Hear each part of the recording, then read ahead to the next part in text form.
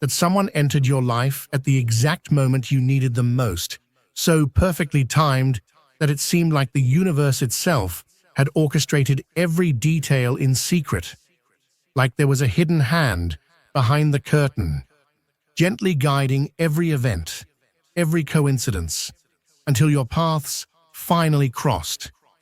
It didn't feel like chance. It didn't feel like luck. It felt like something far deeper, something almost sacred. Carl Jung once called it synchronicity, the mysterious alignment of events that seem connected, even though there's no obvious reason why. It's that indescribable sensation that everything, time, space, energy, has conspired to bring two souls together, even when everything else pointed in a different direction. And when that moment arrives, you don't need evidence. You don't need to analyze it or search for proof. You just know. You feel it. Deep in your gut, in your chest. The stillness between words. There's a current of energy between the two of you, subtle but undeniable, electric and alive. It's not logical, but it's real. It defies explanation, yet you can't dismiss it. It's as if fate has finally decided to whisper in your ear, not with words, but with signs. Gentle, quiet signs that only make sense to you. But these aren't the kind of signs that scream. They're not bright billboards or dramatic twists in a movie. They're intimate, delicate, a passing thought of them just before they call. A song that plays in the background with lyrics that somehow mirror your last conversation. A dream shared without knowing it on the same night, about the same place. A look you exchange that says everything without needing a single word. Or that impossible encounter, years after you last spoke, in the most unexpected corner of the world. A place neither of you should have been, but somehow you both were. In that instant, everything pauses. And somehow, it all makes sense. These moments are like breadcrumbs scattered across the map of your life, only visible when you stop looking with your eyes and start listening with your heart. And as you follow them, you begin to understand that some meetings are not random at all. They're reminders, echoes, pieces of a greater story that's still unfolding. You start to believe that maybe, just maybe, there are no accidents, that maybe some connections are written long before our bodies ever meet. You begin to feel that certain people come into your life not just to stay or to leave, but to awaken something dormant inside you, to help you remember who you are beneath the noise, beneath the doubt, to mirror back the parts of yourself you'd forgotten. With them, time bends. Minutes feel like lifetimes. Hours disappear in conversation, and even silence becomes a language. It's not just about falling in love. It's about recognition. As if your soul stands up and says, "There you are. I've been waiting for you."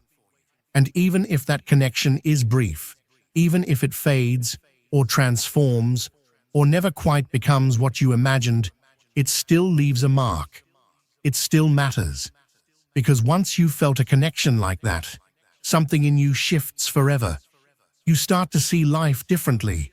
You start to trust in timing, in flow, in the unseen paths that bring people together. You become more open to mystery, to wonder, to the idea that perhaps the universe is not silent, but constantly speaking to you in ways you're only just beginning to understand. So the next time you feel it, that pull, that spark, that inexplicable sense of familiarity with someone you barely know, don't rush to explain it away. Don't silence the voice inside you that says, "This means something." Let yourself believe in the unseen. Let yourself imagine that there's more to life than meets the eye. Because sometimes, the most important meetings happen not when we're searching, but when we're ready. And sometimes, Just sometimes, the universe brings you exactly who you need, at the exact moment you need them. And no, it's not a coincidence. It never was. Jung didn't speak of destiny as some magical force that writes our story without our consent. He saw it as the result of a dance between our unconscious and the universe. He called it the self, the totality of who we are beyond the ego, always seeking wholeness, striving for integration. And when someone shows up to help in that process, it's because their soul is somehow connected to yours. That's when everything starts to feel inevitable, not by obligation, but by resonance.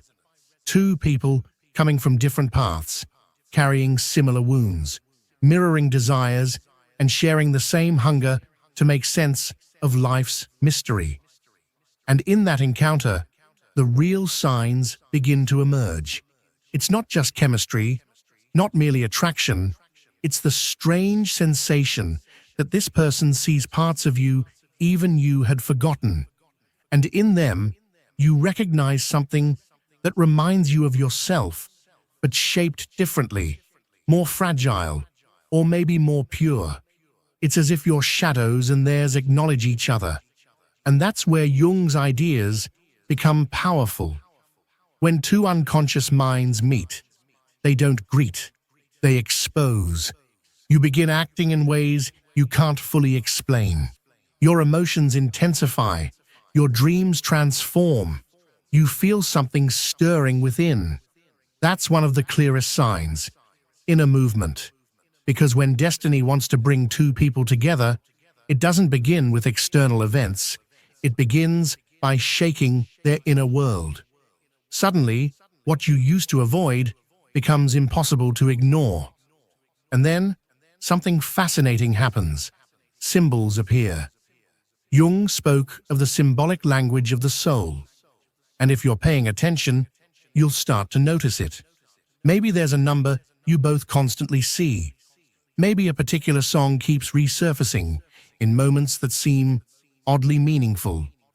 Or an object appears seemingly unimportant, yet it becomes a thread that ties your stories together. None of this is random. It's your unconscious speaking to you through the world. It's life itself whispering, notice, feel, connect. But these signs don't appear just to decorate a love story. They appear to initiate transformation. Because when destiny aims to unite two people, it's not searching for comfort, it's demanding growth. And that's why these meetings are often laced with friction, with challenge, with tests. The other is not there to simply bring you pleasure, but to push you toward evolution. And here's another powerful sign: resistance.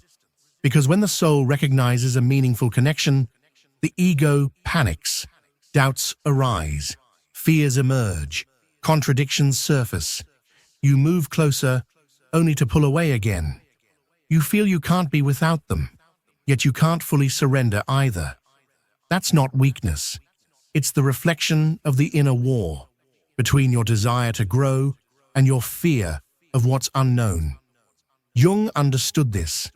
The soul longs for integration, but the ego fears its own dissolution. And in the middle of that confusion, destiny keeps working. Things continue to happen, moments where it seems like everything's over, yet something inexplicable brings you back. An unexpected message, a ridiculous coincidence, a lingering sense that something is still unfinished, and that something isn't random. It's the echo of a story that began long before. Jung believed many relationships are guided by archetypes, ancient figures that live in our collective unconscious. The lover, the wise one, the wounded child, the warrior, the mother. And when you meet someone who activates one of those archetypes in you, you're not just living a relationship, you're enacting something ancient, a deep, timeless part of humanity. That's why it feels so intense. Because it's not just your story, it's our story, humanity's story. And when that intensity doesn't fade over time, when instead it grows with each encounter, with each pause, with each glance that needs no explanation, that's another sign. Time doesn't weaken the bond. It deepens it, because it's not fed by the external or the superficial. It's rooted in the soul, where memory lives and ego forgets. And the more you try to ignore those signs, the louder they become. Because destiny doesn't shout, it whispers. But if you won't listen, it begins to push.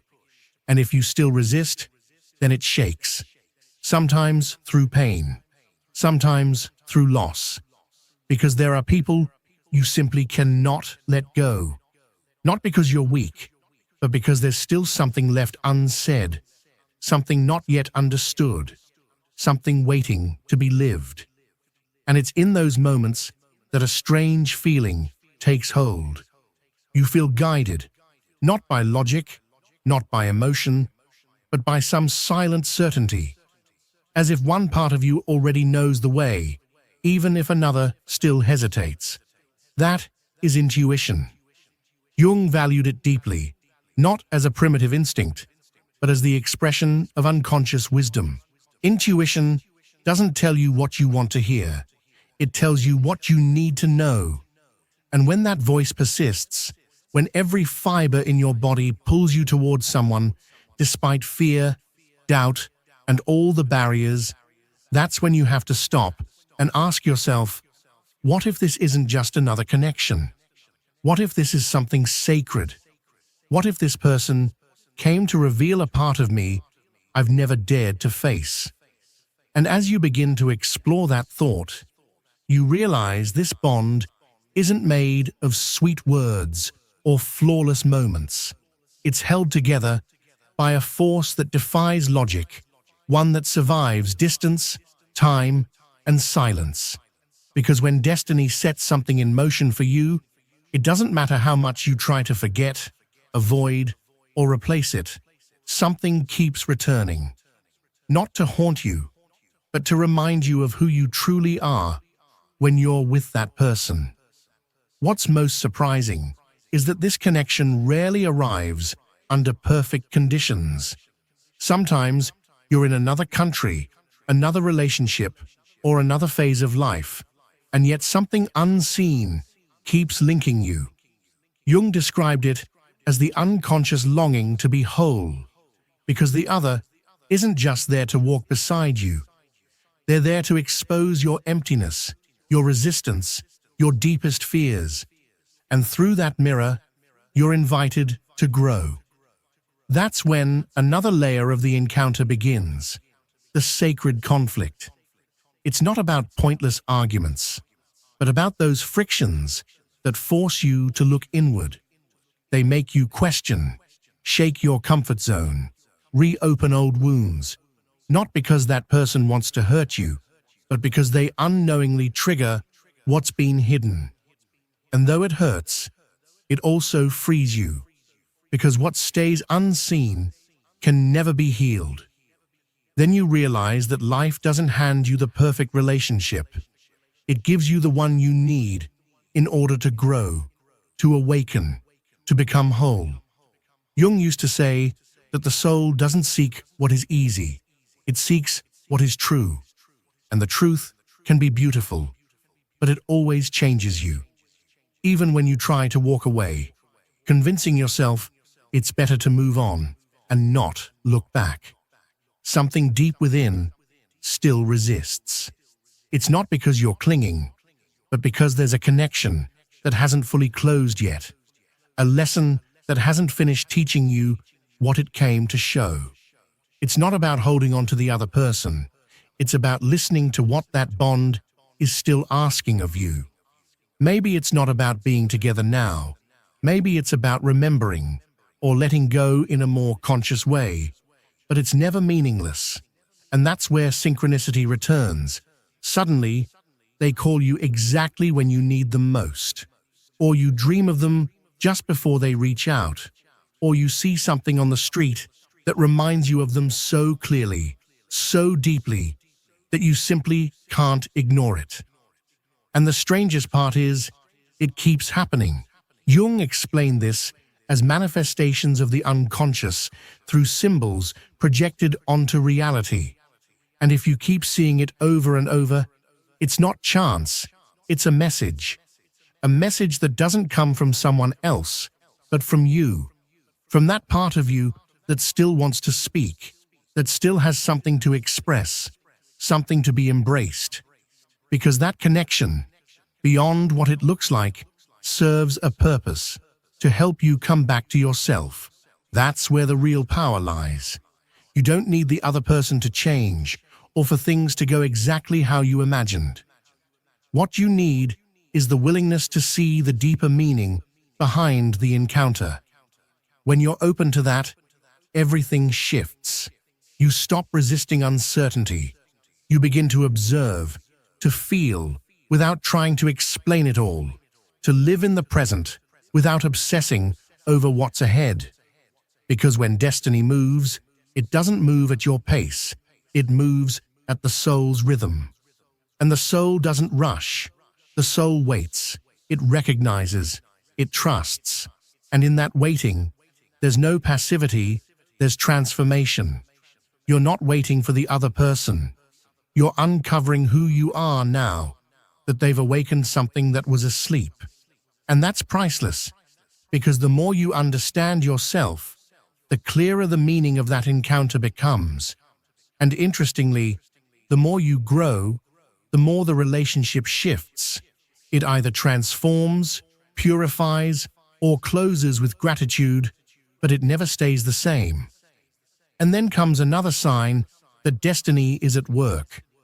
Connection isn't confined to the physical realm. You don't have to speak every day. You don't need to touch, see, or possess. It's a connection that goes beyond the senses, an intuition that surfaces in crucial moments, an inner whisper that tells you that person is somehow still present, even if they're far. It feels as if a part of you carries them within. Jung spoke of the anima and animus, the internal expressions of the feminine and masculine in every human being. And when someone arrives embodying that energy your soul has been quietly seeking, something awakens. It's more than external attraction. It's the mirror of a hidden part of you, finally being brought to light. That's why the bond feels so deep. You're not just falling for another person, you're falling for what they awaken in you. And that changes everything, because it's no longer about filling empty spaces. It's about sharing from wholeness, about recognizing each other through differences, about walking together with no rigid expectations, but with full presence. When destiny is at play, there's no rush, there's no need to control, just to remain open. That openness isn't blind surrender. It's about opening your heart without losing yourself. It's listening to signs without clinging. It's choosing to trust, even when the path is unclear. Because if destiny truly wants you together, no force will ever be strong enough to pull you apart. But in the meantime, every experience, every silence, every encounter holds a reason, and you have the power to either tune in or turn away. When you realize that destiny is never in a rush, something within you begins to soften. You stop chasing certainties and begin paying closer attention to what moves inside you whenever that person crosses your thoughts, your memories, or even your path. Because that's where the true language of destiny starts to reveal itself, not just through what unfolds between you two, but through what awakens in you because of the connection. And the most intriguing part is that the more you dive into your inner world, the clearer the mirror becomes that this person reflects. It's almost as if they carry the key to a door you hadn't dared open in years, a door behind which lives your rawest self, both real and fragile. And when you finally open that door, you don't just see them differently, you see yourself from a deeper, more sincere place. That's why certain connections ache. even when they haven't entirely ended, because they touch something so personal, so essential, that you simply can't return to who you were before feeling it. It doesn't matter if you spent little or much time together. What truly matters is the magnitude of the impact. And that impact isn't measured by time, but by depth. If it stirs you in such a way, if it reconfigures your inner world, if it brings to life parts of you that had been dormant, then yes, it meant something. But destiny isn't always gentle. Sometimes, for two souls to truly meet, they must part first. Because the real union isn't physical, it's energetic. And if one of them isn't ready, the universe creates space, not as punishment, but as protection. When love comes too soon, it can't bloom, it burns out. And destiny knows this. That's why, even in separation, there is still guidance. What's fascinating is that even from afar, some people remain, still dreaming of you, still feeling you, still slipping into your thoughts without warning. And you too sense them in ways you can't explain. It's not obsession. It's not dependency. It's the energetic echo of a connection left unresolved, a lesson not yet fully learned. And so, the real work is not about chasing after someone else, but turning inward, asking yourself, what part of you longs to be seen, acknowledged, brought into wholeness? Jung spoke of individuation as the path to becoming complete, and often that journey is triggered by the presence of a meaningful relationship, because the other acts as a mirror, reflecting all you've buried. That is what makes it powerful. You don't always fall for who you see, but for what they awaken in your soul. Maybe it's your freedom. Maybe it's the part of you you've forgotten. Maybe it's your deepest wound. But whatever it is, it's never random. There's a purpose. And once you see that purpose clearly, without clinging, without demand, without needing to hold on, everything begins to shift. Because then, you stop looking for someone to complete you. You honor them for what they revealed. You bless them for what they stirred within. And from there, if reunion is meant to happen, it will. If not, the connection still served its role. It brought you back to yourself. This is where destiny stops being romantic and becomes a path of transformation. It's not here to deliver fairy tale endings. It's here to confront you, to guide you, to expose what your ego tried to ignore. And it uses love to do it, but not sweet, comfortable love. It's the kind that changes you, breaks illusions, strips away masks, because only then can you truly evolve. Yes, there are signs, there always are, but not all of them are gentle. Some hurt, some make you uncomfortable, some leave you without answers, yet all of them serve a purpose, to reveal you. Because when you're with the person destiny placed in your path to help you grow, nothing feels random. Everything echoes in your soul. Everything leaves a trace. Sometimes that bond makes you stop. Sometimes it leads you in a new direction. Sometimes it forces you to choose yourself for the very first time, because there are connections that don't come to give you what you want, but to show you what you're truly worth. And even if you don't understand it at the time, eventually you'll be thankful, because everything made sense, even if it once felt like chaos. And there's something else.